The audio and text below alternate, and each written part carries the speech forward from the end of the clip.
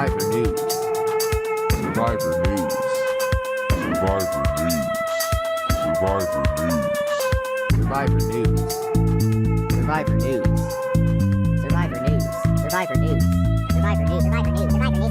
Survivor News. The dichotomy of it all that the baby boys are back. We are back. Survivor News covering Survivor Season 49, Episode 4. I am back on camera, but less than 7 hours ago, I was with my brothers. Welcome back to the podcast. You might know him from The Circle, the OG of The Circle, Season 2. Jack Atkins was popping. Staring at the blank Wait, space. before you open up the dirt. Okay. Let the sun illuminate the words that you cannot find. We're back. We are a night. A night, a morning, a day. It's all the same. We have Jack, but let's welcome back the man, the myth, the legend, Wendell Holland. You might think that it's the last time you've seen him. I was on spring break. Yeah, but I'm not even talking about that. But the last time you might thought you have seen him somewhere, TV, on commercials, he's coming back. But let's welcome back the first merge boot of Survivor Season 40. Wendell Holland was popping with you. It's good to be back. It was a beautiful night we had, gentlemen. Yeah. It's always fun plotting after we were all together for. There's like more to talk about, I feel like. I could not agree more with you. We were in Diego, but others might know it as San Diego. I kept calling it Diego. Jackery pulled up to San Diego. He wanted to let Wendell and I know that he actually has a job and he works because Jack pulled up in some business slacks. Okay, you can call it business slacks, but Slack Jack. He had the pleats, he had the dress pants, the dress socks, the dress shoes, a casual tee. Okay, we were in San Diego, and just starting out the pod. We might talk a little bit. So if you're listening now, welcome to Survivor News. We talk about Survivor, but we also talk about our friendships. We get into fights. We do all of the things. But I have to say, Jack, Wendeezy, it was so good to be with y'all. I have to say, I love my brothers. And it was really good to just hang out, be with y'all. I had so much fun in San Diego for the Brice and Win 49, the blueprint. A lot to take in, a lot to dissect, a lot to get into, but my overall arching theme was I had a good time with my brothers. Yeah, I was just telling you this before the pod. I'm like, I'll have a Brice and Went on my calendar for 5 months in advance. The night before I lay my outfit out on the bed. It's a big. I get to see Brice and Went tomorrow, and then we don't link up till like 4 p.m. All of 3:30. All of a sudden it's a blur, and then next thing I know, it's like, oh, the night's over and I don't get to hang out anymore. I was going back to my hotel last night. I was like, man, we gotta go on a trip. We gotta go on a group trip. So but yeah, it's always just a magical, however long or short it is, it's always a great time. Shout out to the Wombo, the Wombat, the Wombo. When we were in Boston, the Wombo gave me something to give to Jack.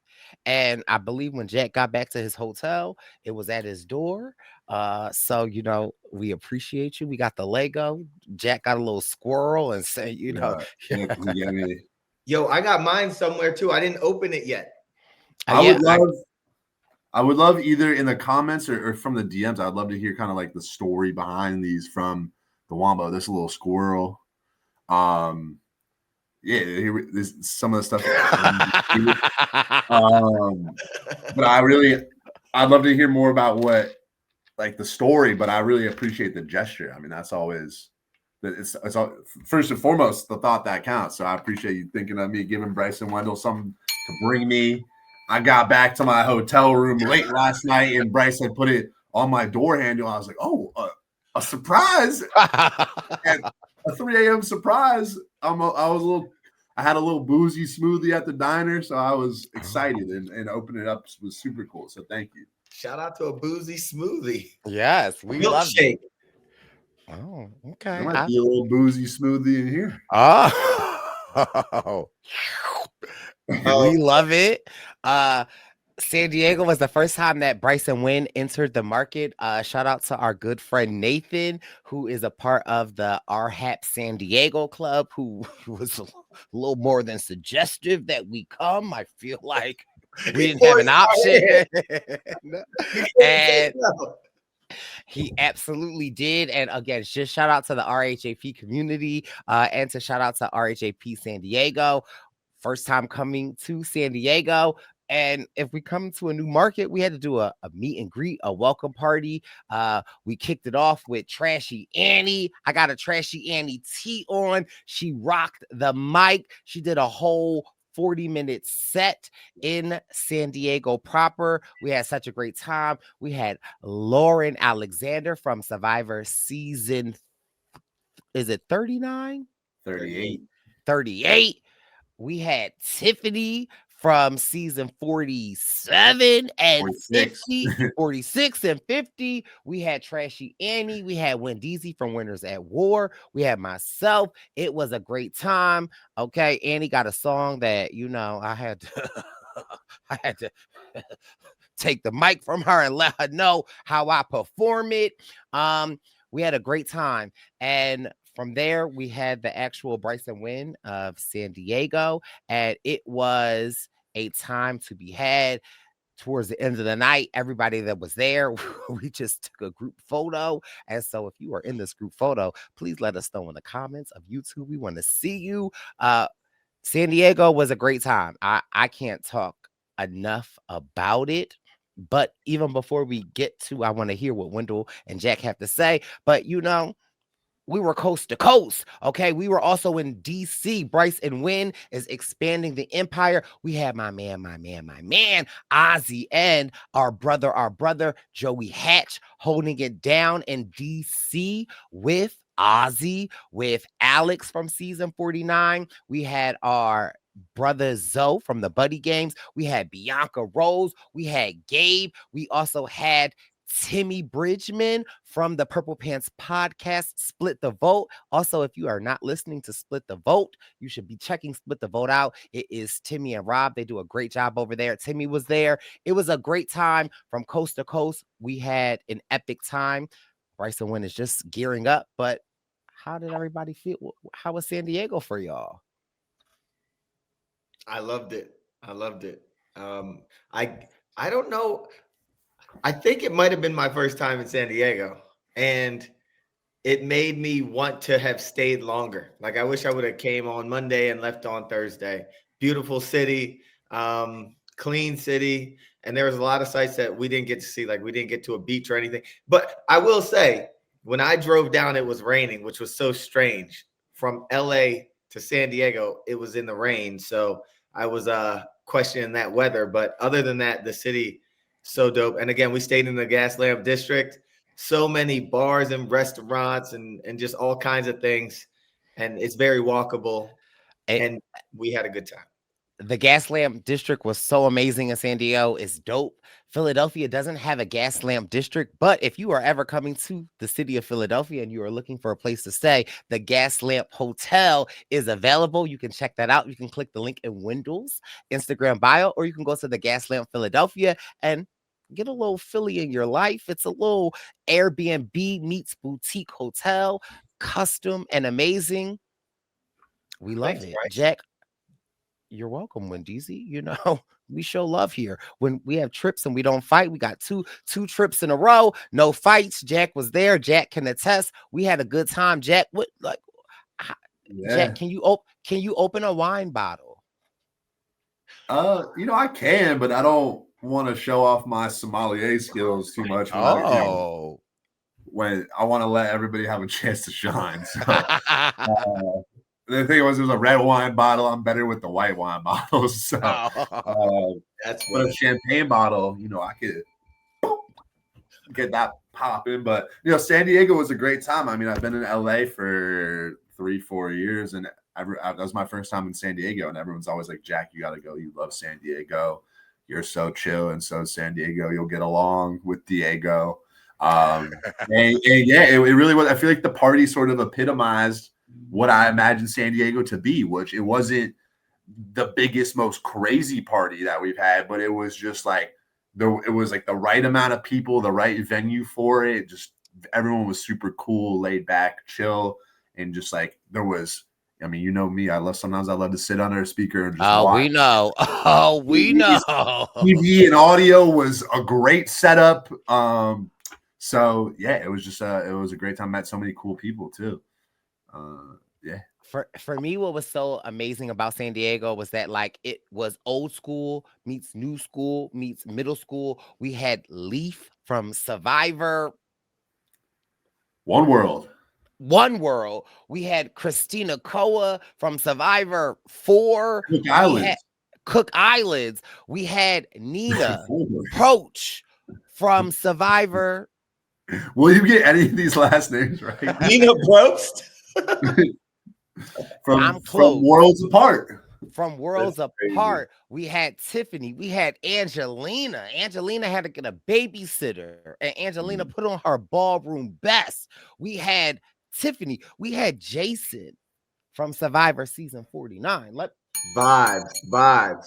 Let me just say that again. We were in San Diego. MC was in the building. We had Jackery. There was just so much that San Diego brought. We also had Waterfront whiskey. No, both of y'all are wrong. Well, that was No, Watertown. Watertown whiskey from what season of Survivor is the owner of that, Wendy Z? That's Mikey B.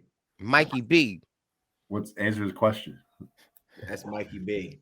From earlier, it might be in Survivor. Fans versus favorites. Oh, fan versus favorite. See, Jack comes like there. And he might have been a fan, but Watertown whiskey was a fan favorite. It's the dichotomy of it all. We had it all for Can we everybody. talk about Watertown whiskey, Brice? We can. Did you try the coconut beverage? Brice, we don't need all of that. What? Okay. Jack, did you try the one with the cocoa water in it? Yeah, and I actually had it as well. I remember he was at a party in LA one time, and I definitely enjoyed it. I'm not usually even much of a whiskey drinker, but you know, we're not even sponsored by Watertown whiskey, but it's a little. I think it's like 70 proof, so it's a little easier on the tummy than your average whiskey, and it's got a little coconut flavor, so it honestly goes down pretty smooth. We had some green tea shots, which are made with the whiskey. Those were delicious. So absolutely. We also just have to shout out, I love Amazing Race, and we had my good brother Danny from Amazing Race. I want to say it's like season 36. He had like 40 people in the building. It just was really a good time, and I just can't say enough about Diego. And again, Diego just completes the 4th stop on the Brice and Win 49, the blueprint. We are just gearing up. We're just starting to cook. We are headed to Kansas City next week, and we've got some legends joining us. We've got Danny Boatwright, Wes from The Challenge, from everything. We got Q, we got Michaela, we've got Liz. I am not pissed. We got Seafood from Kansas City. We are headed to Dallas. Dallas is another star-studded city. From there, we're headed to Denver. From Denver, we're headed to Chicago. Oh, you think the baby boys are done? Absolutely not. We are expanding the empire. We have a Squid Game season 2. The challenge is coming out, and we're doing a little watch party in Philadelphia in November 17th. So check it out. Also, Ozzy, my man is headed down to the A in Atlanta. We got a lot going on, and that doesn't even cover the rest of the cities that we have. So if you want to be a part of the dichotomy of it all, you can click the link in Wendell's Instagram or my Instagram, or head over to the Brice and Win Present Instagram bio. Click the link in the bio and join the fun. Whew. But Brice, are any of these events going to be Halloween themed coming up? I mean, we had some costumes in the building last night. So I'm curious. I mean, I feel like, Jack, we do have Kansas City coming up, but I also feel like Dallas. Well, I mean, I feel like our Kansas City. I mean, Dallas is November, so you guys it's now or never. I don't know. I mean, you know I'm me. not gonna do that. I don't want to make the call, but I love a good Halloween costume. Wendeezy, what you think? I wouldn't be mad at it. I mean, if we get maybe 10 pumpkins in the Instagram, in the YouTube comments of this video, maybe Wendell and I will come in Halloween theme. What, you guys have costumes planned? Or if you are a true Purple Pants Posse member and you've been listening to Survivor News this season, you already know what my costume is. Well, I've been doing the episodes. Well, I'm not going to give it to you, but if you a true Posse member will know. You're gonna be the secret. Okay. It ain't a drive-by. I won't be dry. Won't be dry. I can tell you that. But listen, this episode, not much happened, but a lot happened. But baby, I do think I got my first Britches award to give out this episode. The Britchie is back. The Britchies are back. Really?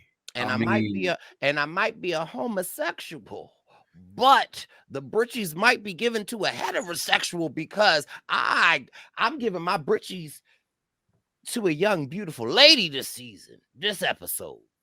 I have a guess who you're giving them to. I got one too. Okay. Well, I mean, Jack, take us away.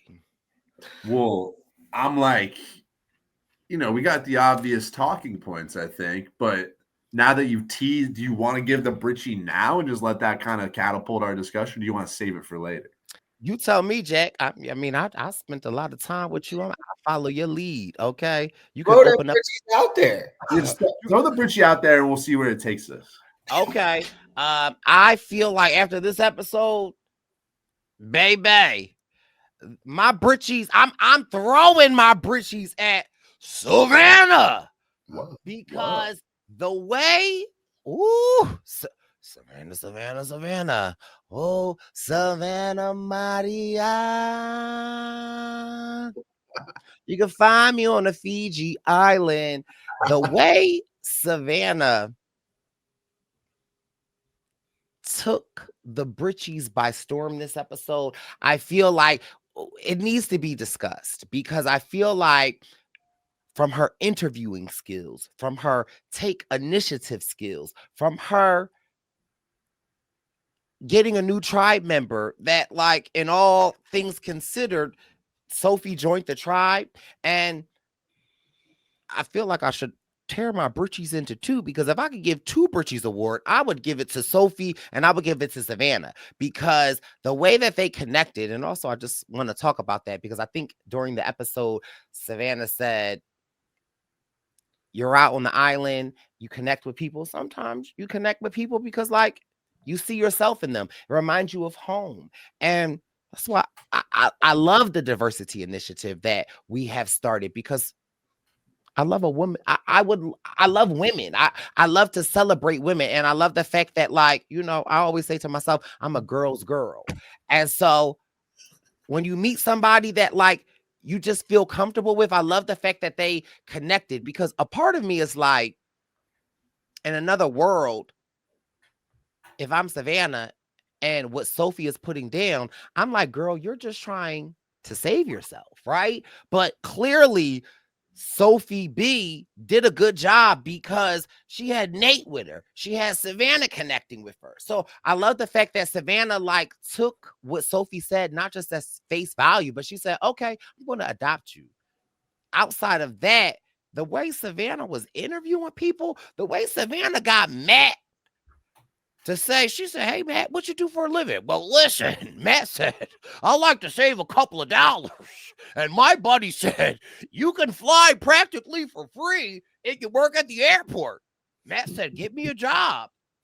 They said, well, did you work there? Matt said, I went the next day and I worked there. I still work there. All Savannah said was, is that all you do? And Matt was like, well, prior to that, I managed a Fortune 5 company. Like, I love the way she just asks very simple questions. But also, I'm kind of mad at Matt for giving all that information. But when they ask Matt, they're like, whoa, Matt. What? First of all, I am kind of mad at Savannah a little bit, and I am mad at everybody that was on that tribe because they're like, whoa, why didn't you tell us that before? First of all, Matt just got on the mother tribe. Okay. So when will he have the opportunity to tell you? Like, it's day 2. I'm telling you. It's not even 24 hours. When would Matt tell you? However, the way Savannah asked it, Matt was like, well, to be honest, I was going to lie about this. But no one asked me. So I used to manage a multi-million-dollar company. I love the fact that, again, just simple follow-up questions. And while we were at the Brice and Win event, I had watched a YouTube where they had said something about when you meet people and you say, what do you do for a living? And the YouTube and it was TikTok, but the TikTok video was like, when you say to people, like, what do you do for a living? That kind of like minimizes them, or kind of like, it's kind of like, well, tell me about yourself. And so I took it upon myself during our event in San Diego.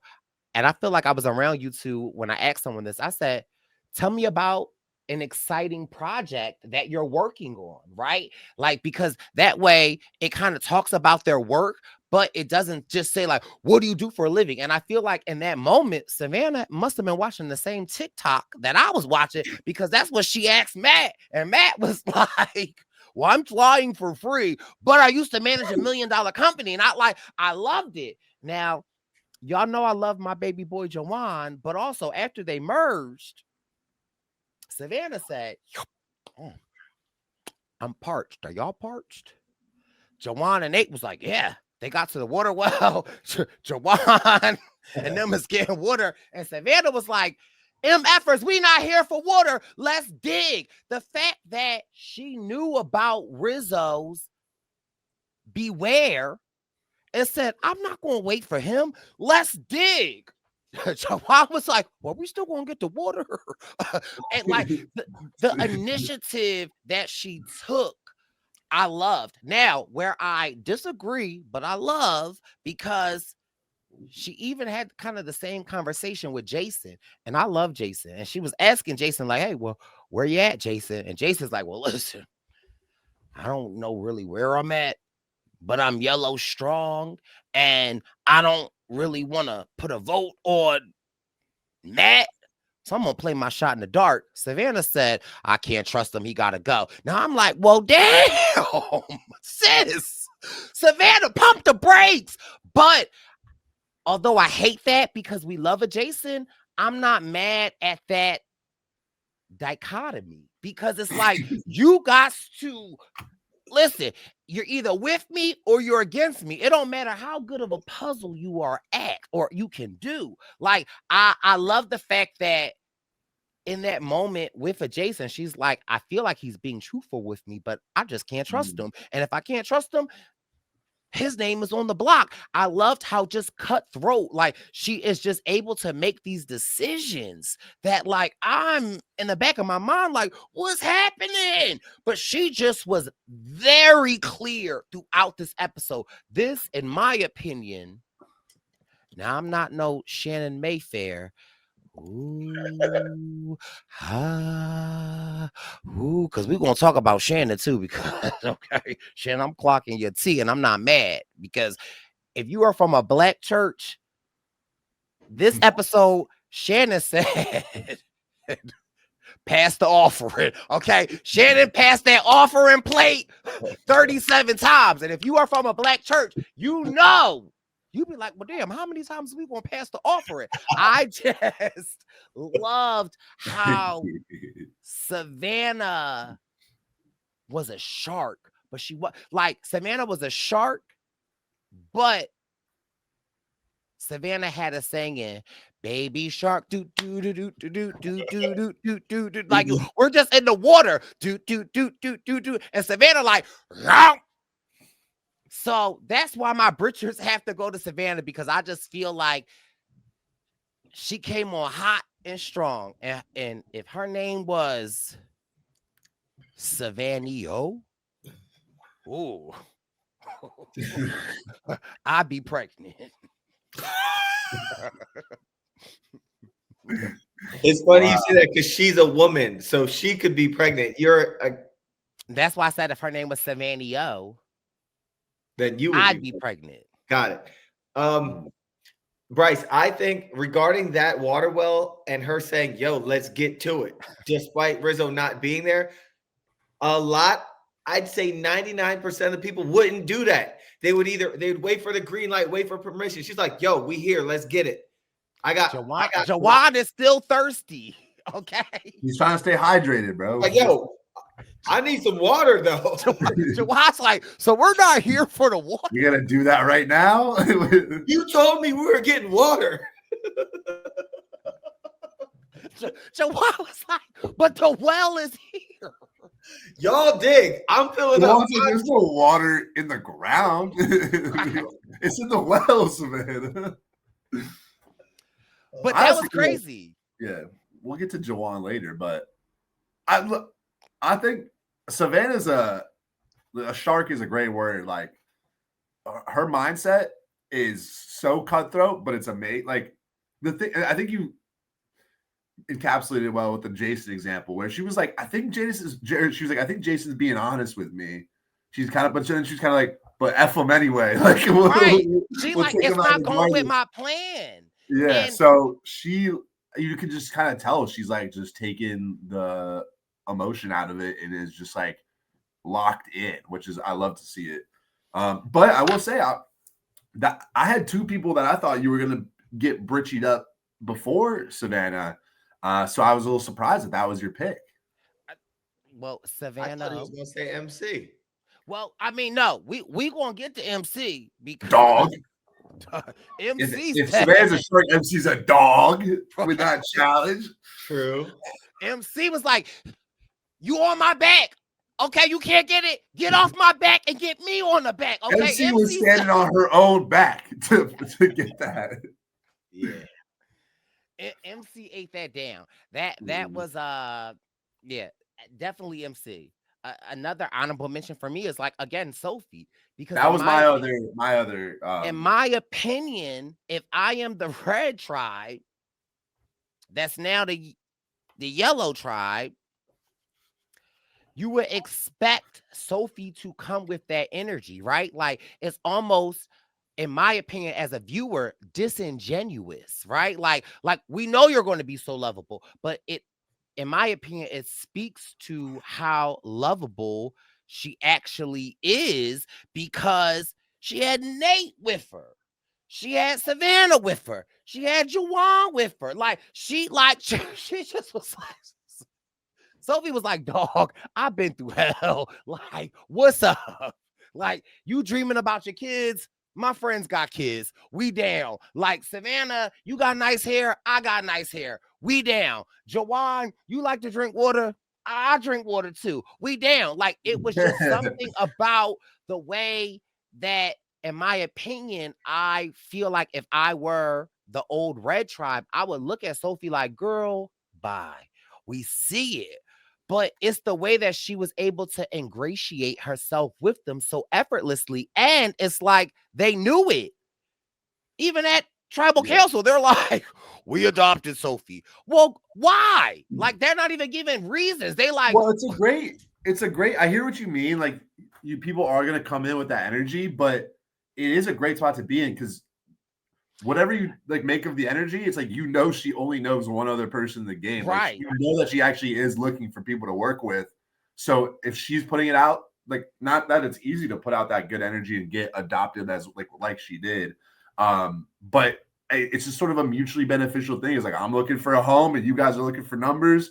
It's a happy marriage. And then the other two from, Matt and Jason, we're not really coming with that energy at all, which, partly they have all their old Hina people that they're trying to look out for. But I mean, Sophie just played it so much better than those two, where she was just immediately in the numbers. She hit the beat and got right to work. Yeah. Absolutely. But see, here's the thing. But absolutely. But I speak to that when you are battle tested. She knows, right? Like she knew, like, I don't got time to play with y'all. Like she's like, let's build bonds. And where I feel like in another world, if Jason had maybe another tribal council under his belt, because again, I felt like taking it back to Savannah and Jason, I felt like everything Jason was saying to Savannah was real, where it's like, I'm not trying to like gas you up. Like, I don't really know you like that. All I'm going to say is that, like, if you work with me and we all come back together, I got a whole nother tribe that I could bring with you. But like, I'm just not Jason's there. kind of saying the wrong things is the problem. The thing he was being honest. Like Savannah kind of clocked it. Like he was being honest, which I think they sort of appreciated, but he was not advertising as himself who really wanted to work with them.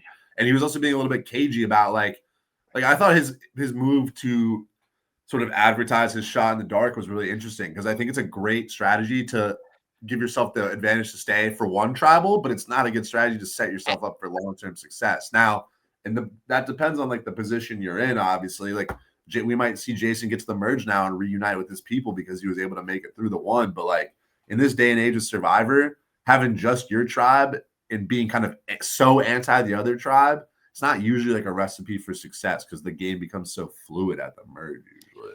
But it also is so meta though, Jack, because like in a world, again, why I feel like Sophie is such a shark, because I feel like James Jones, knowledge is power, right? And we always use that term, and it's like knowing where things are at and where it lies, it helps you, right? And so normally in that conversation, it's like, oh, okay, I know where Jack's at, so I'm gonna use him, right? Savannah said, I know where you at, and I don't want to I don't want to use you. When have we seen that? That's why I'm kind of so impressed by Savannah, where it's like Savannah's like, okay, I read Jason, he being honest, and guess what? I don't like what he's saying. And I was like, well, damn.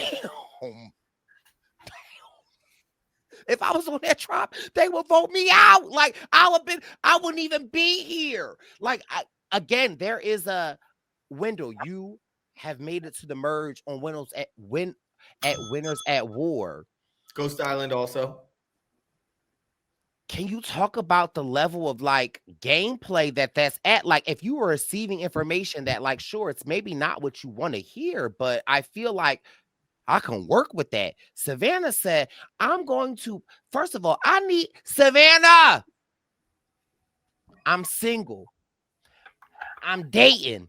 I need for you to tell me, like, when these men's tell me this, I need for you to be like, Brice, get rid of them. Because Savannah, I be playing with him. I be like, okay, like at least they're being honest. He said he doesn't like me, but he's being honest. He wants to meet Wendell. Like, Savannah, like, get him out of here. Like that, I don't know. That for me is a very strong trait that I can honestly say I don't possess. She's grabbing the game by its horns. Like she's like, if it's a snake, where is she grabbing it by? The legs. Oh. If it's a sea orchid, where is she grabbing it by? One of the tentacles. Oh, now we talking. Yeah, now she's I like her gameplay, but it's crazy because like it seems like when she don't want to rock with you, like I don't see a path for my man Jawan regarding her. Can we talk about that? Yeah, because I don't like it. And so that's my question, right? Where Jawan is so ingratiated to the old red tribe that Matt, although it's not a great plan, but Matt gives Jawan some options. that, I mean, maybe you could make a play. I don't know. I don't know. I don't think that option was a bad option.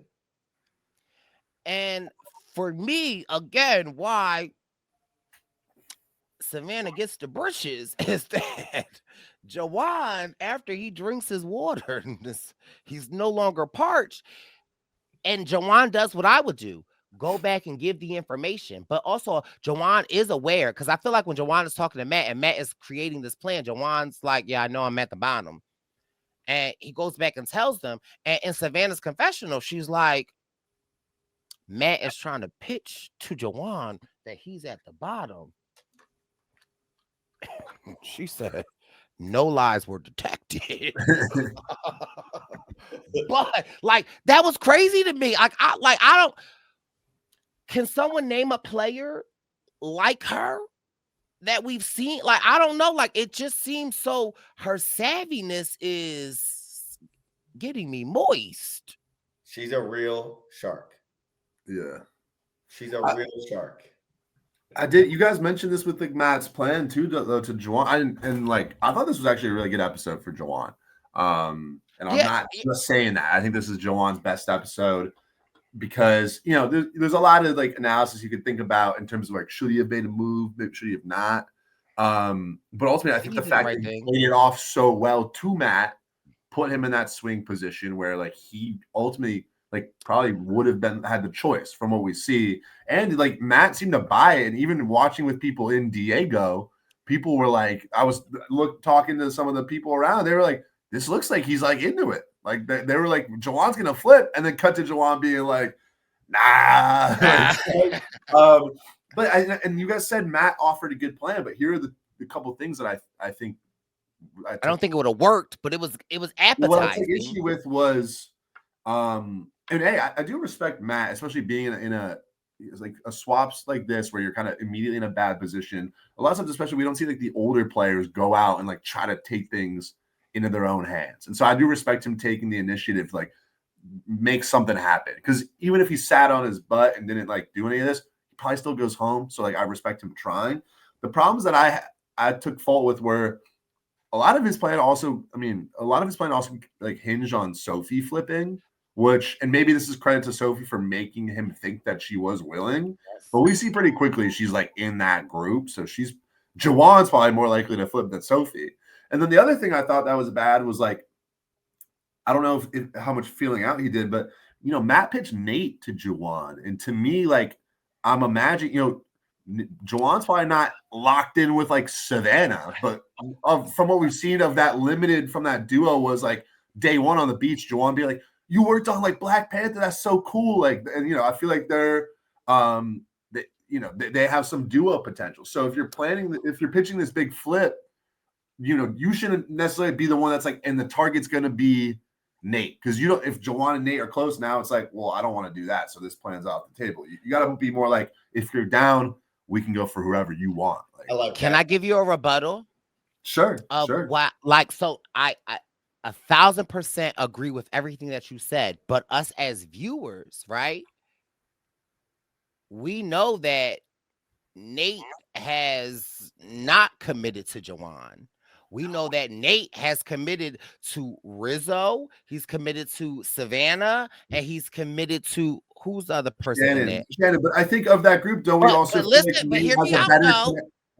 Okay. My only question is, so while it's wild of us to be like, yo, why would you pitch a Nate to a Jawan?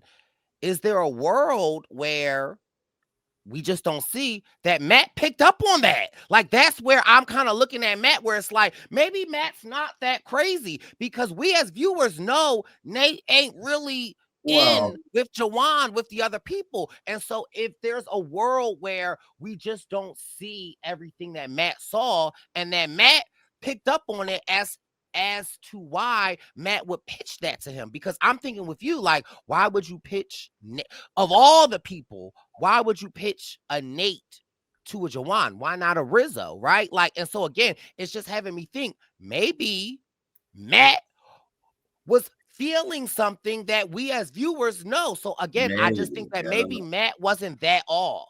I'm just looking like now. Obviously, there's a lot of information we don't have, but like if I'm even as the viewer, the audience right now, or in Matt's shoes, I'm like, who do I feel like Jawan is probably the closest to and thinks that he's working with? My guess would be like Nate and Rizzo. And But so, but see, and now we don't know that, but clearly, if Matt saying Nate's name, but it seemed like from what we were not shown that stemmed more from Matt. I forget exactly what he said, but Matt thought Nate was a target. It was less, it wasn't as much of like Jawan, this is the rift that I see that Jawan might vote Nate out. It was more like Nate's a threat, so that's the target. Yeah, he thought Nate was running the show. Yeah, but I didn't but again, see, obviously for him to still go to Jawan, but that didn't seem like something Matt considered. It didn't seem like, and now maybe he did. Obviously, we might not have seen it, but I would be pretty surprised in Matt's shoes if he analyzed like, okay, I need Jawan to flip. Who's Jawan the least close to? And his like outcome was that it was Nate. Maybe it was, but like I think his logic was more like Nate's the target. This is the big move than like this is the actual crack. Because obviously, from what we've seen, the crack would be like Savannah and Jawan. And maybe Savannah hasn't made that obvious, but like if you're just reading vibes, I feel like would Nate even be throwing like bad vibes towards Jawan? Like Nate doesn't even seem like that type. But maybe again, it's not. Sometimes, Jack, I feel like it's not bad vibes. I feel like if you sit back and watch, and if you see Savannah, Rizzo, and Nate, and you don't see Jawan, that's what I'm saying. Like I think Matt might have picked up on something because again, I do think it's like it is a bit glaring that he would pick a Nate. Well, I agree. I hear you. I agree that he picked up that Jawan was maybe on the bottom. But if you're talking about the other three, they're all in an alliance together. So then still, why is Nate the one? Right? Like you're saying Matt picked up that Jawan was on the out, but it wasn't that Nate was on like the in. Like they were all, the other three are just all together.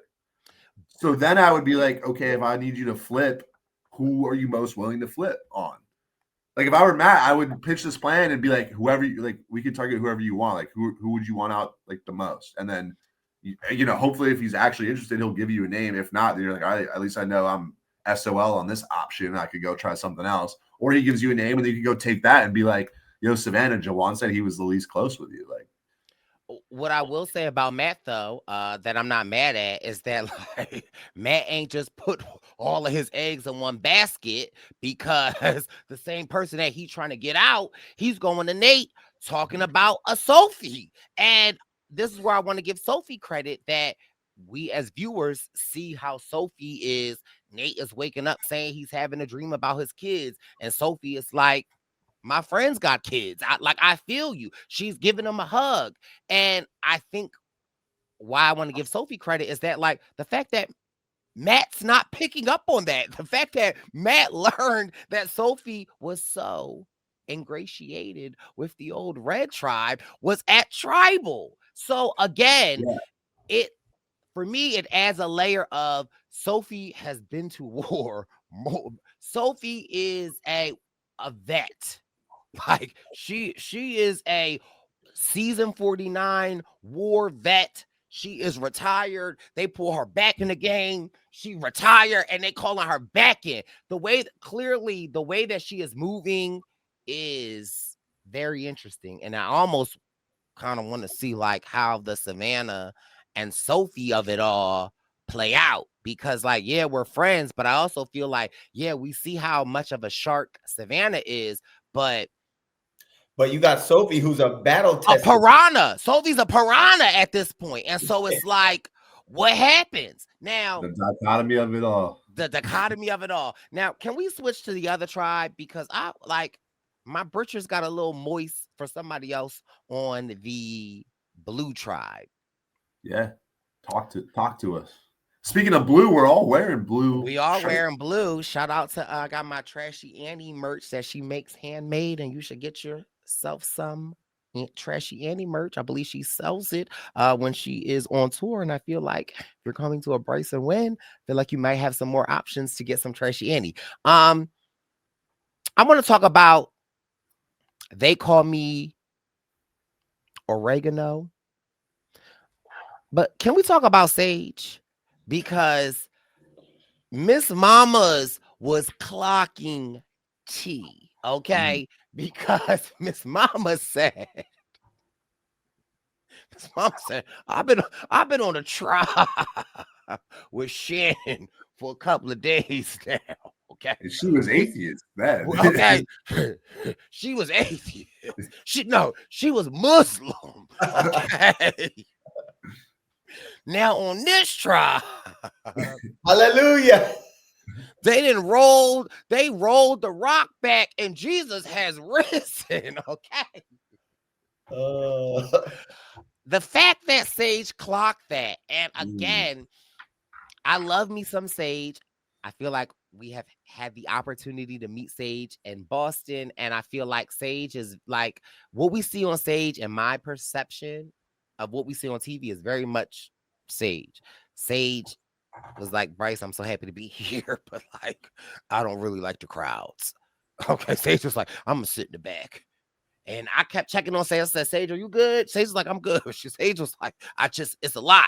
And so, like, I feel like this episode, Sage was like, I have to get to know someone. And that's a me, Jack. I know I have a bubbly personality and I love everybody, but like, Jack and Wendell, y'all can attest, I don't love everybody when I meet them. And I gotta warm up. You gotta treat me nice. And so I like that about a Sage, where Sage is like, I can't perform. Sage is like, I'm playing with poop. Okay. I got blackheads in the jar from 1993. That gives me comfort, right? Like, yeah, those things could have also not been shared, in my opinion, but agree on like the good parts of what Sage was doing. If Sage said that to me and we were on the island, Sage would be my number one. I get stuff like that. I really do.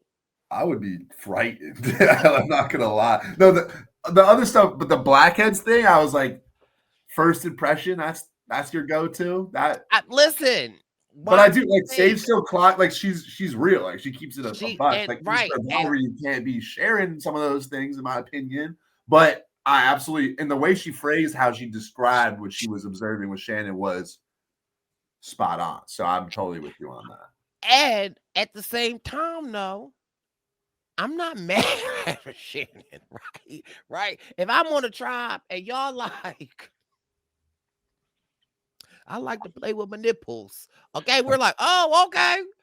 Best believe when I get up in the morning, I'm gonna be like,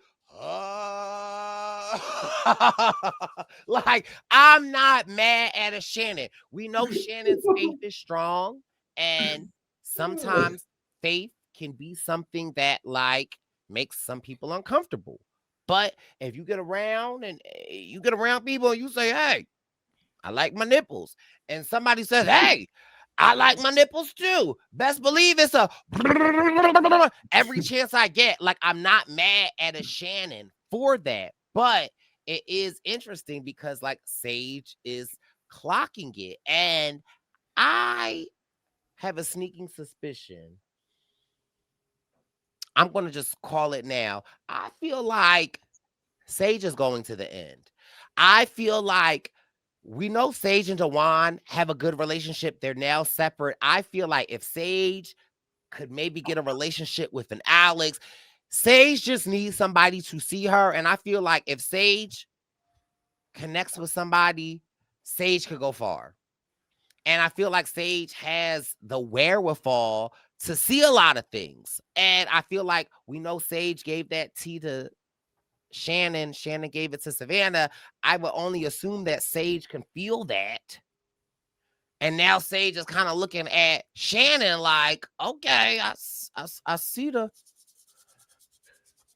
And again, it doesn't take away from like Shannon's faith, right? Like, it's not like Savannah is saying Shannon is like fake about her faith, but like Sage is like, okay, you're talking more about your faith now than you ever did before.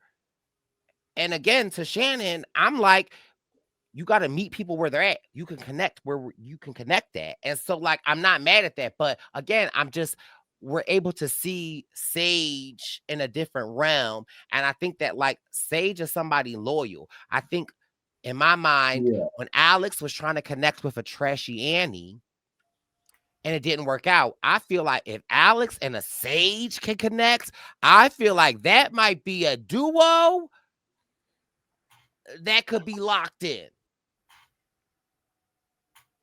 Potentially, yeah.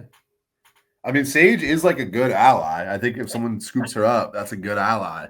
Yeah, I don't know. I mean, yeah, the Shannon, I think Sage did a good job of like articulating it too, and not and like being pretty, like talking about that could be kind of like religion and stuff can be very sensitive. I think Sage articulated like why it was a red flag well without it being related to the religion. Like it is, but I hear you like if you're like a big basketball fan and everyone in your first tribe, nobody likes basketball. It's like, okay, I'm probably not going to talk about basketball. But then everyone, like you said, everyone loves playing with their nipples. You're like, you find some others, you're like, but I feel like, trying to be like, I feel like that's understandable when it's like a shared hobby or whatever. But it is sort of interesting with like the religious aspect to be the thing that you then use. But I don't want to like extrapolate too much on it because maybe it is just the thing where Shannon was like her first tribe wasn't that vibe, and then she found people that were, and it like felt more at home. Like that's obviously very right. I mean, that seems like it is what happened, but I think there is, and I don't want to be the one to like dive too into it, but there is a difference to me in using like the religion versus like using I like nipples. You know what I mean? Like there's a difference there. That I do see why Sage was like, that's a little strange to me.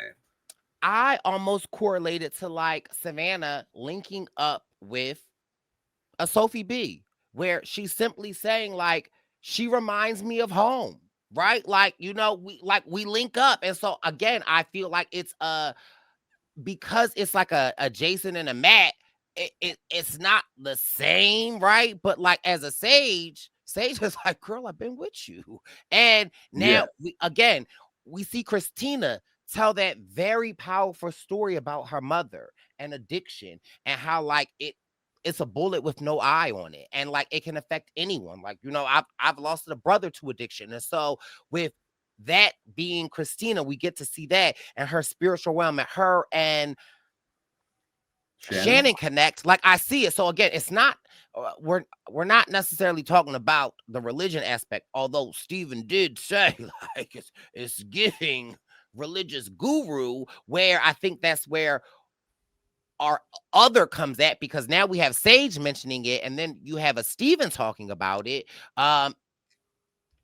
It's interesting, but like I feel like Shannon's just like she's connecting, and like sometimes you'll connect where you connect. But also the difference of what I'm saying is like with the Savannah and the Shannon is that like we know Shannon, first of all, two things can be true at the same time. Shannon could be a Jesus lover. I'm a Jesus. Listen, if I were to read the Bible, okay, I'm a Jesus lover, but I likes to lay with man and man. Okay, so where does that put me? I don't know. Okay. I really wish we. No, that's. First sorry. Corinthians, Good, no homosexuals. I likes the man. I want to Adam and a Steve. Where does that leave me? But I'm religious and I'm crazy and I'm fun. What I'm saying about a Shannon is religious, but we also know Shannon is playing the game. We also see Shannon bringing the tea back to Savannah. Like two things can be true at the same time. I could be religious and I can lay with a man and a man and a man and a man all together. Yeah, in the same night. In the same bed. And still go to church tomorrow. It's interesting in the game of Survivor because it is different, and it's like I'm not, it's not my place to comment, but it's one of those things where like she is religious and playing the game, and both those things can be true, but I don't know. It's like, and I really wish we had seen in the episode like more of Shannon's perspective herself on this, because the big question for me is like, if I had seen like episode 1, she's like, I'm very religious, but this tribe just doesn't have that energy, and I'm just gonna kind of keep it to myself, then I'd be like, oh, for sure. But all we saw that she was like very like more spiritual, meditative, But and it's all not in one. those I think those that two that's things like can it. be, but I also feel like at times those things can be at odds. So it's sort of then for her to do this complete pivot, and maybe this is also just the editing because they probably showed every moment that she talked about it. But I'm like, I wish we had known like what's the through line here? Like, was it just like, is she more active? Is she like in her position? I'm curious. Is it like I'm religious? My first tribe didn't vibe with it. Now I find people that do, and I feel very at home. Or is she But like, I'm gonna play this up and because those things could both be. Let's talk about it though, right? Because on this tribe, it's only her and Sage. She's Jason and Matt, right? Like, let's be clear. So you might see a little more, or you might see a little bit more of that because it's only her and Sage. And let's be clear, like I wish we knew in her shoes if that was actually what she was doing, because I just think it would give us more. I think it's a little bit of both. I think you can, like, I think you could be. Maybe it probably is. I just wish I would love her to have like one confessional being like, I am both connecting more with my tribe that seems to be on more on like religious page as me, and I am also using it as a way to stay. Like, I would just love to hear her. We see in the edit, we see her and Christina connecting with the religious with her mom. We see MC saying the same, like they're talking, as MC is like. So again, I think like she's getting into it. But can I just talk about something that took me out when they was on the sand and Shannon was like, breathe in, breathe out. Okay. Bitch. Alex did not breathe out. Okay. I see MC breathe out. But it's the funniness of it, like not funniness of like what Shannon is doing, but it's the funniness of like, I don't want to say like herd mentality, but like everyone is doing it because like we signed up as a group activity, and that's where Shannon, I get what you're doing, girl. Okay. Y'all don't have to lay with man. But y'all can sit on the edge of the bed with me.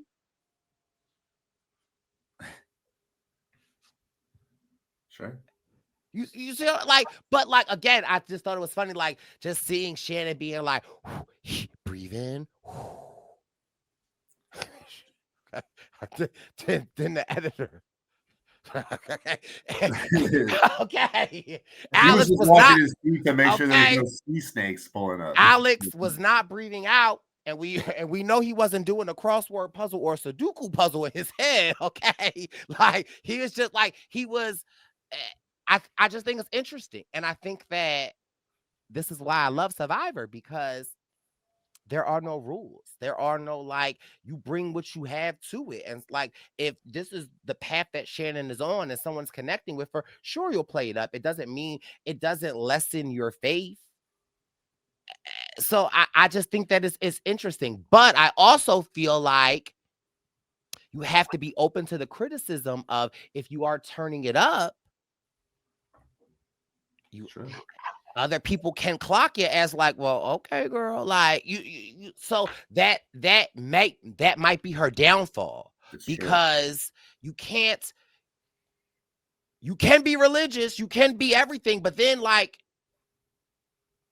how does it look when, like, yeah, like go to Survivor, it can be good to be performative and give people what they want, but then if they clock that you're giving them what they want, then it really just seems fake.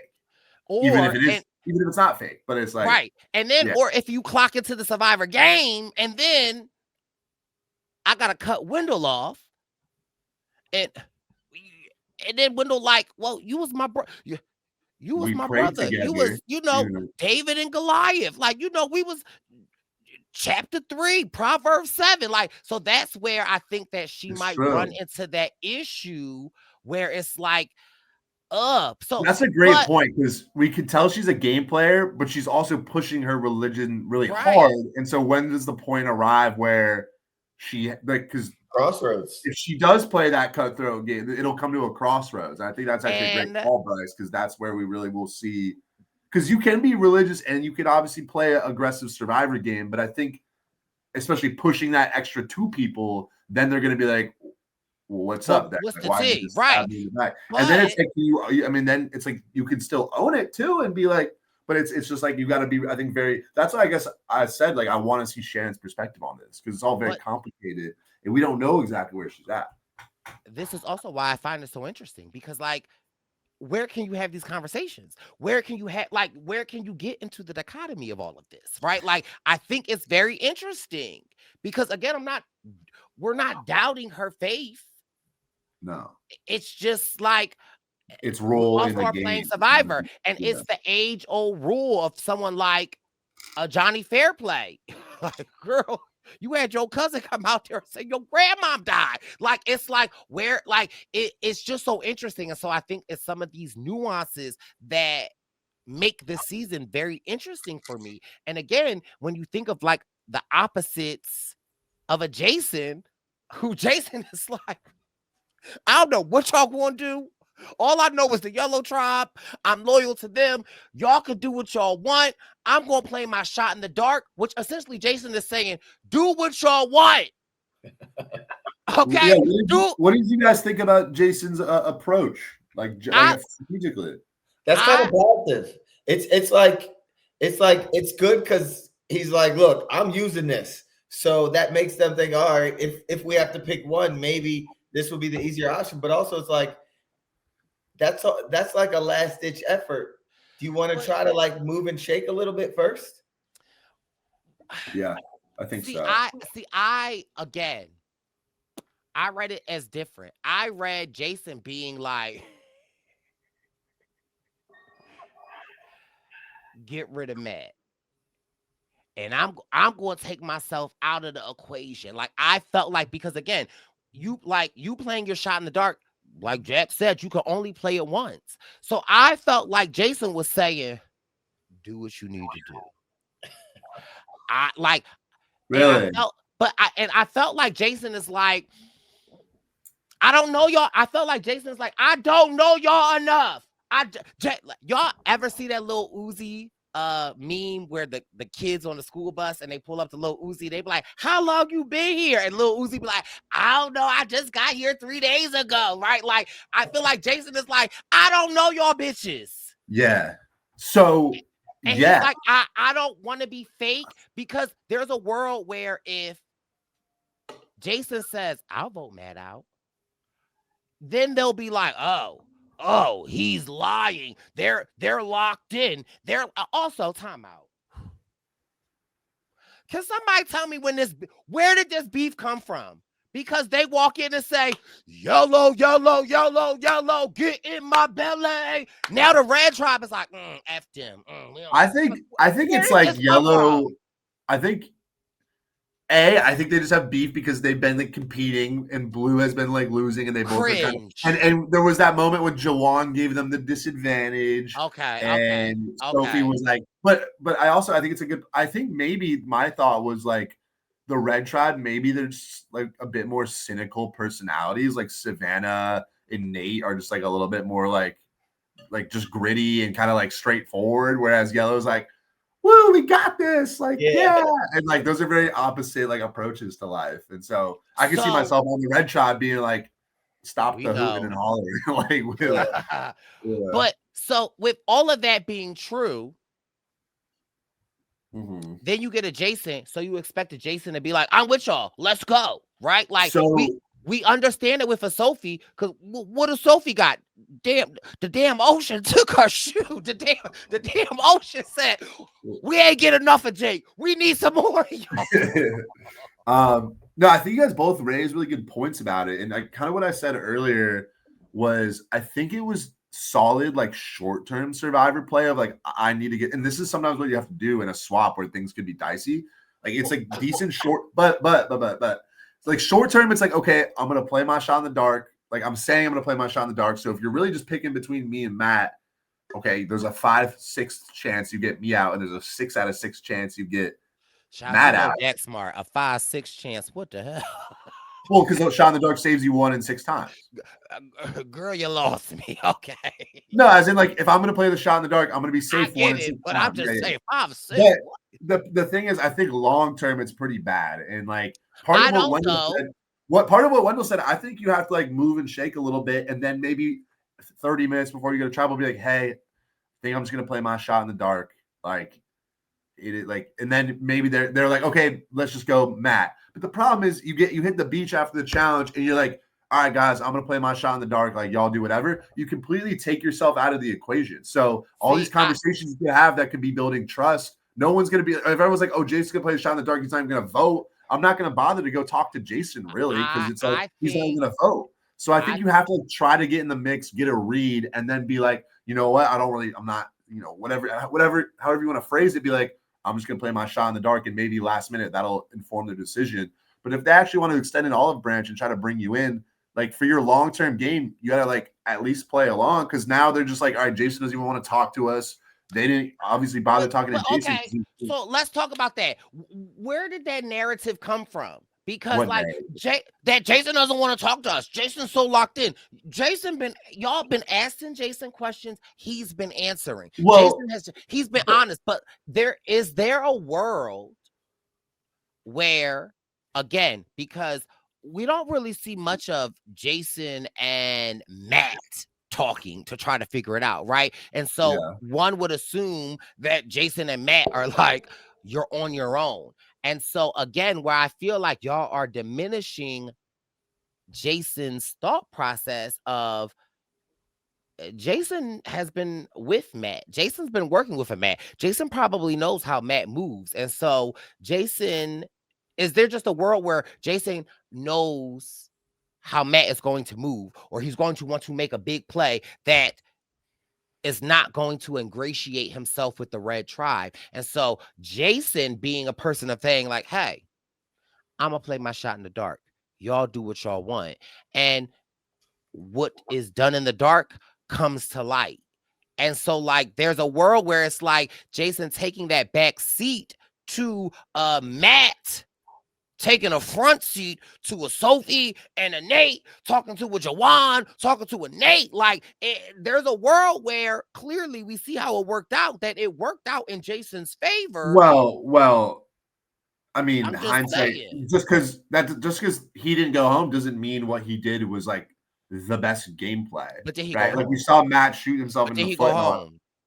No, but a lot of people don't go home. It doesn't mean they're like playing ideal Survivor, right? Like, and that's only to say, like Matt, to me, Matt was a pretty clear target over Jason. Like he was going a little bit too hard. So, if Jason took an opportunity to kind of diagnose that, I think you then have an opportunity to jump on board, make some good inroads with the Uli, the Red Tribe, but and like have Jason and build is a something. Stage that like he just can't like just jump on board. Like Jason is like you got. Yeah, but they're coming to him and asking like coming to him and saying, "Would you be down to vote Matt? Like we want to work with you." And he's just and you're just like, "Oh, I'm gonna play my shot in the dark." But it's like, okay, well, I'm trying to give him something, like, and you're not. But okay, I want to argue with you. I just think it's a great way to. But I also feel like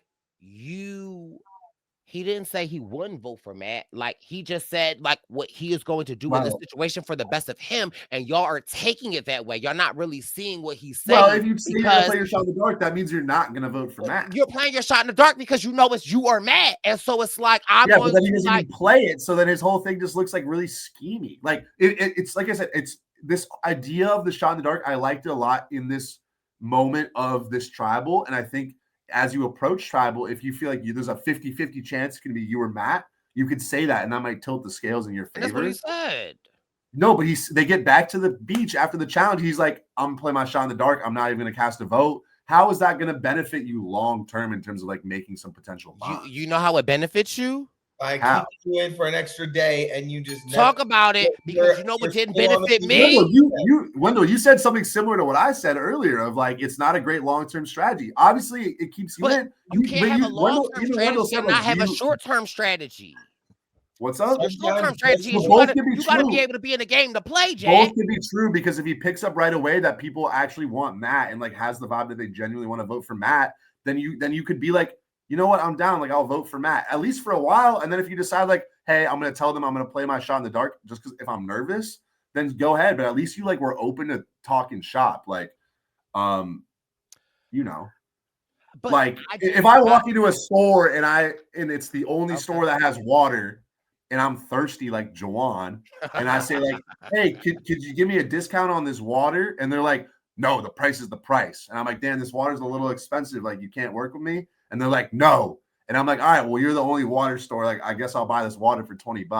No, but then if another water store pops up who's willing to say like, at least to engage with me, be like, you know what, I'll give you $1 off. I'm gonna be like, all right, these people, this water store is nice. I'm gonna buy their water for $1 cheaper, and that's my new water store. So what I feel like when they're going forward, Jason has shown that he doesn't want to work with them. So I got a rebuttal to that. He's gonna get to the merge. He's gonna reunite with Hina. They're gonna be down numbers, and then none of the red people, like Jason's gonna be a target for red. Mark my words. Gonna be down. Because like they're going to get rid of one of them. However, it could be a situation where you go into a water store. Hey, I'm Jawan. I got a book bag full of leaves. I've been gathering leaves all day. I'm parched. How much is the water? $12. Damn. All I got is $5. Can I get it for $5? They say no. Then Jawan says, okay, I guess I'll just swallow my spit and hope that like it hydrates me. And then you as the store owner are like, he doesn't even want our water. I feel like that's what's happening. Jason owns that store. Do you think that Jawan is gonna want to go back to that store? No. But if it don't matter. If it's the only store that's for 100 miles. Yeah, but what if another store opens up? Girl, there ain't no store opening up in 100 miles. There's gonna be a lot of stores at the merge. Yeah, in 20 years, Jawan's gonna die of thirst in them 20 years with his backpack. Jawan didn't even get his water. Jawan didn't even get his water though. So Jason didn't. All I'm saying is when they get to a like we see this time and time again, especially in newer Survivor. When you get to the merge, you have to have bonds with your tribe, obviously, but you also have to have some relationships with the other tribe. And so if your approach to the other tribe is to just be like, I'm just gonna play my shot in the dark. I don't really, you guys can do whatever. He's not setting himself up for success. But it's not, he is okay. Agree to disagree. We can agree to disagree. But I hear you that like that this tribe was the most important for him to survive. I hear that, but I think he can employ. You also have to remember the first day that we got on episode 1, Jeff said, hey, you in the yellow. Jason said, hey, 24 hours ago, I didn't know I was going to be here. Like, and so I think that Jason, I agree with you, Jack. In the game of Survivor, it doesn't make sense. But I think in the game of that's life, what we're talking about. What do you mean? But in the game of life. In the game of life, Jason is like, I shouldn't even be here. 24 hours ago, I was getting ready to log into work.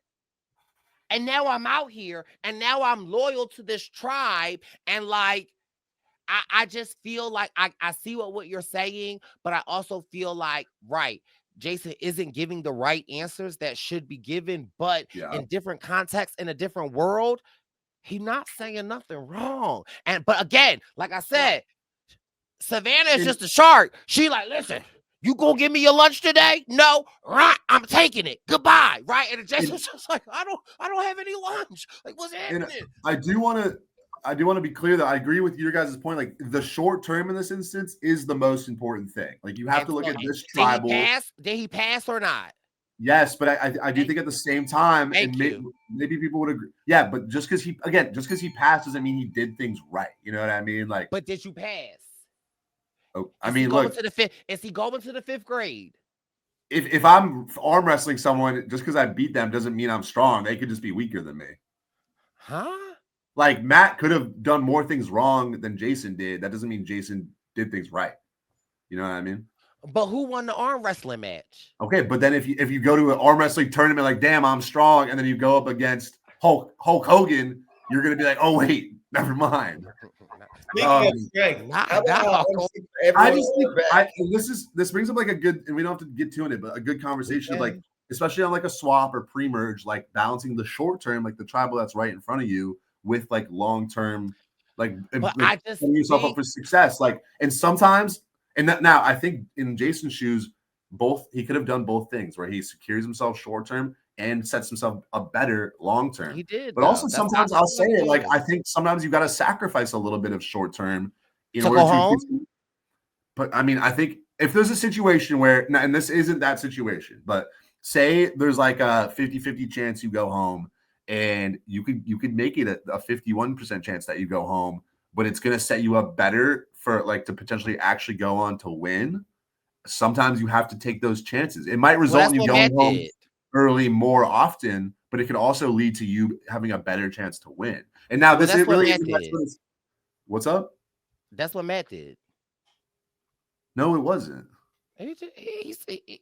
He played in multiple seeds. He played the seeds with Jawan. He played the seeds it's not all about planting seeds. I think Jason's best move here is to be like, how do I both make sure I stay here? He just should have said Matt to Sophie. Well, no, he should have just been on. He should have just been on board. Now, right. Coming back from the challenge, I could see why Jason was like, it could be me or Matt. But I think you take like an hour or two, feel people out. And if you really do feel like people are going to vote for Matt, even if you think people might still vote for you, at least like engage with them and seem like you're on board. And then if you're still, and so then they're going to be like, okay, Jason's like willing to play ball. Like we could work with Jason. Whereas Matt's running around be like, we got to get Nate. We got to get Sophie. We got to get that the target's going to be on Matt. And then even if you're still worried, then like an hour before tribal, you could be like, you know what, guys, I think I'm going to play my shot in the dark. Just a heads up. Like, not that I don't trust you, but I know it's either me and Matt. I'm just going to play it. And I think they're going to be, all right, he had conversations with us. Now he says he's a little nervous, which is fair. He's going to play a shot in the dark. Like, that's no hard feelings. But you come back right away. You're like, all right, I'm not really talking game. I want to play my shot in the dark. Now you've turned yourself off to like all the Uli people. Yes or no? I hear what you're saying. What's your take, Wendell? I think it was good strategy. Of Jason? I think it was good strategy for him to stay for an extra night. And I think anything that buys you a little more time allows you a little more runway. Yeah, but to Jack's point of what he just said. I think like better. But do you think he could have bought that short term in the same way and also played his cards better for the long term? Because I'm not even saying what he did was like bad. I just think it could have been done better. Yes, but with such a short amount of time, I just think he's like, all right, this is what I'm going to do. I'm making a decision. I'm not trying to scramble all crazy right now. Maybe he doesn't have it in him. And do you guys worry that him not actually playing a shot in the dark could also be like, well, this is the whole thing you advertised to us and you didn't even do it? No, now he still has it. Now he still has it. Now he actually can play. And I also feel like it's not that Savannah didn't like why I argue so hard with you, Jack, is it's not that Savannah didn't know where he's coming from, right? And why Savannah gets my britches so wet is Savannah saying like, I just ain't like what he said. Like that, like that's the like there's a they understand where he's coming from. And so I feel like we could see what happens. We know Jawan is potentially at the bottom. If they lose again, there might be a situation like it. I just don't feel like at such a horrible place. I feel like again. Savannah, I mean, if they lose again, and this is more of the nature of just the swap not working his way primarily, but if they lose again, I think 99 times out of 100, Jason goes home. You never know. He can play a shot in the dark. I need to say, like, and that's 5-6 of a chance. 5-6 of a chance he's safe. Well, yeah, I mean, if you're, well, yeah, but like, there's always that. Don't just, yeah, acknowledge that. Like, well, so but like everybody has that. Doesn't have anything to do with how well you're playing the game. You just have, like, okay, yeah, you have that. But it's still an option. Like you could put someone's pet dog out there and be like, he could play the shot in the dark. Like, okay, you know what, Jay? Okay, you know what? All right. No, that's not to rag on Jason, because obviously he's in a tough spot with this tribe swap. Like most people in his shoes, if they go back, would also go home. but it's like he's not setting himself up super well. And then I just also worry at the merge. It's like all the Uli people are being like, all right, Jason didn't really want to work with us. But that's You not at least pretend. You're putting words, but no. But I also feel like, yeah, Jason didn't pretend, but also it's like like that might earn you cool points with somebody. And again, it's not that he didn't want to work with them. Again, Savannah was like, it's just not what I want to hear. It like he absolutely he was telling y'all, I don't have a dog in this fight. Y'all like Brice, Jason essentially said, but Jason, y'all just wanted him to fight. Jason said, do what y'all gonna do. I guess, but Brice, if I'm throwing a party, I'm like, Brice, you want to come to my party? You're like, you guys do whatever you want. No, you know what it is? He was honest, but he doesn't want to hang out. Like, it's you sending me one of them partyful apps that say, hey, this is Jack's 25th birthday. RSVP, yes or no, or maybe. And bitch, Jason clicked maybe. Okay. Yeah. He should have clicked yes. And then listen, he was and then he didn't have to come, but click yes, and I'm gonna feel a little bit better. Regardless, Matt goes home. Sad to see him go home. And to any of my housewife fans, Nene Leaks. Now, how did I get in it? Okay, because Sandra Diaz Swine is in Hawaii celebrating her husband's birthday, minding her own business, and Carolyn texting Sandra talk about, girl, they talk about you in the episode. And Matt did say, like, listen, I always said I don't like anybody but me, but it's anybody but me. And I love that point because you can be a Survivor fan saying at home, saying, oh, I don't really like the way Brice played. I don't really like the way Wendell played. I don't really like the way Jack managed himself as an alternate on season 48. However, until you are in those shoes, baby, you don't know if you're going to say you're going to play your shot in the dark. You don't know if you're going to meditate with me. You don't know what the hell you're going to do. And so I loved the fact that Matt was like, I didn't like it, but here I am. But the queen stays the queen. She had a little time and she put on her Instagram. She said, bish, it worked twice. Now load my bag on the plane. She didn't say that. She didn't say that. She didn't say that. Oh. Oh my goodness. But Matt said, I'll load your bag, but I'll fly to Hawaii for free. How much was your ticket? Okay. But listen, say what you want.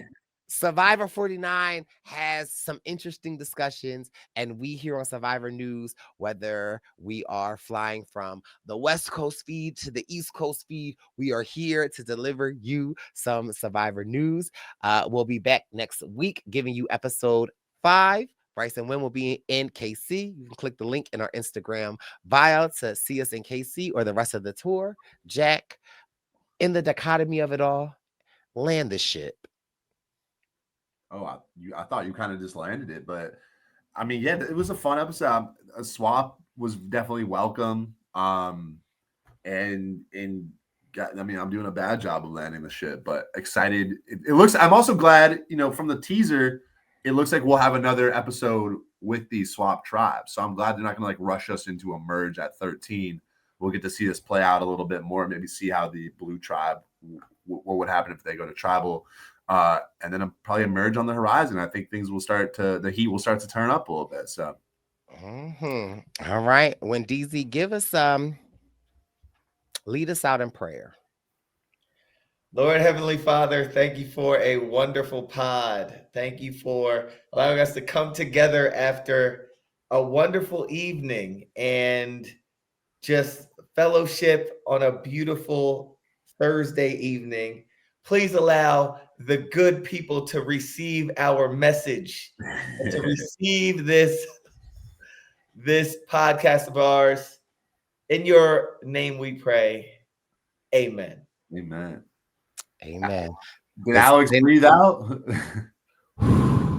This has been your Survivor News. We'll be back next week. Baby boys out. It's the Purple Pants Podcast. You better listen in public, might make your stomach hurt. Ooh. It's the Purple Pants Podcast. You're trying to unwind, you better get that box wine. It's the Purple Pants Podcast. You're trying to get your snack, you better hurry right back though. It's the Purple Pants. It's the Purple Pants.